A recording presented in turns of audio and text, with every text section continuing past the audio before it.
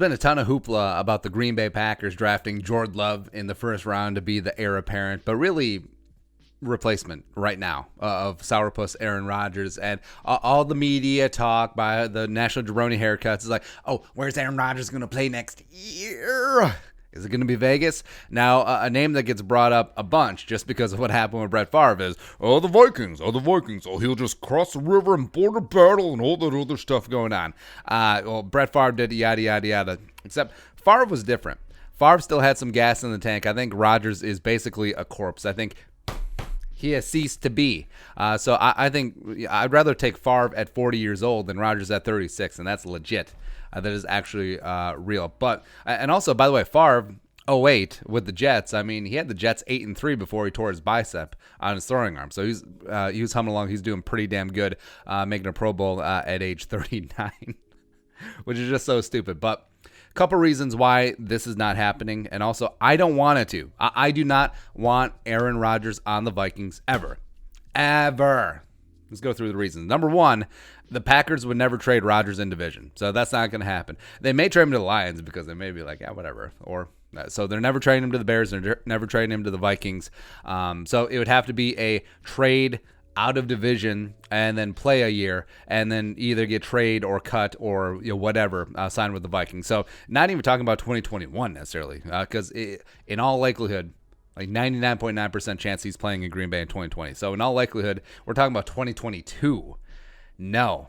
So not down with that. Number two, I would rather play in the future for 2021 or 2022. 2021, it would be a 33-year-old Kirk Cousins rather than a to-be 38-year-old Aaron Rodgers. I just would rather do that. I mean, especially the way that Rodgers has been declined for the last couple of years, which is number three, and he absolutely has. If you look at Aaron Rodgers' QBR and NFL rank the last 4 seasons, 2016, 73.8. And by the way, this is on a scale of 100.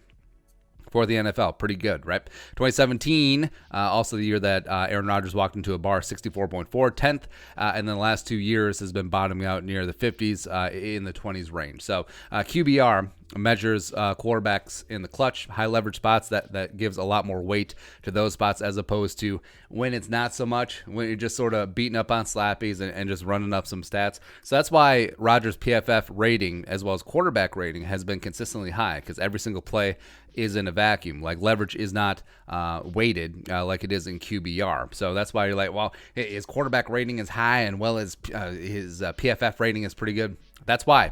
That's exactly why. But I mean, just watching him, homeboy is a shell of himself. He is not the 12 that he used to be. He leaves a ton of yards on the field in terms of missed throws. Arm strength is gone.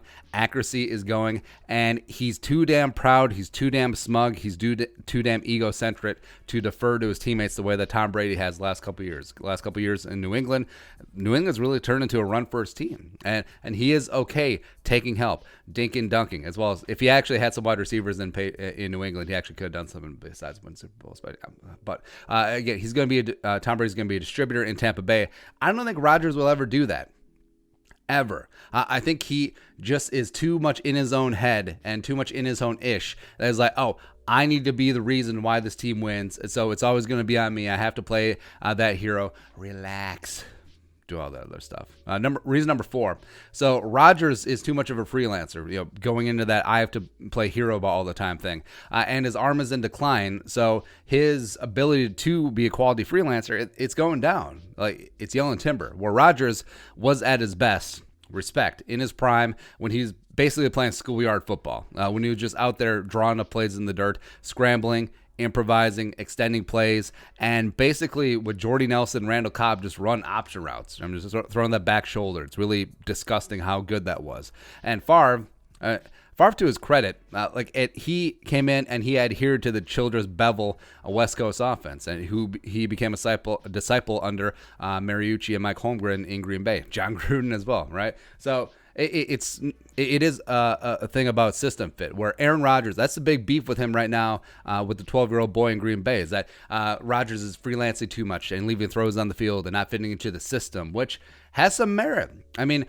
you're going to build your system around a 27-year-old Aaron Rodgers. Like, you don't build a system around a 36, 37, 38-year-old Aaron Rodgers. You just don't. So at a certain point, You do have to just start, be like, all right, so I'd rather have a quarterback that follows the plan as opposed to, yes, old legend, whatever, respect, but he just does not have the arm strength. He does not have the accuracy to be able to do what he used to do. Right. And Kirk Cousins, respect, is a system quarterback. Fortunately, the system that they have around him in Gary Kubiak, as well as heavy play action, is a system he's great at. And he does fit into that spot where if you're going to run the similar system of Kubiak and the play action, then Rodgers is just back there instead of hitting throws in time, in sync. He's just like, whatever. I'm just going to scramble around a little bit behind this terrible offensive line.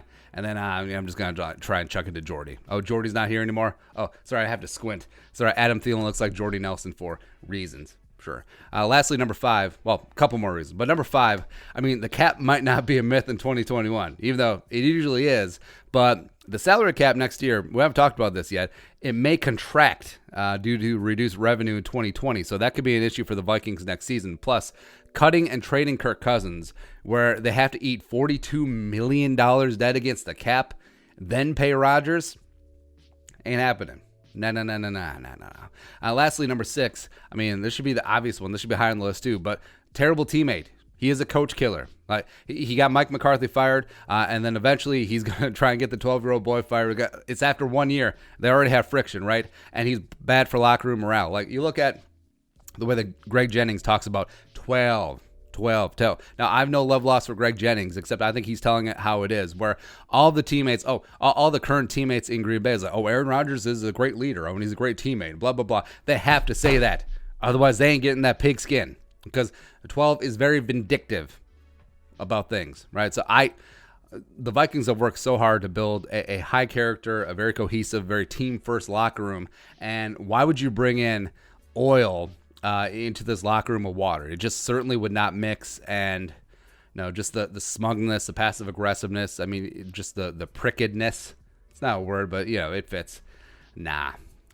Lastly, so say that it actually happens, and then say that the corpse of Aaron Rodgers is dragged like Weekend at Bernie style, and the Vikings end up winning a Super Bowl. You don't think for a second that Packer fans will put a massive asterisk next to that Super Bowl win? It's like, you couldn't win one without our quarterback.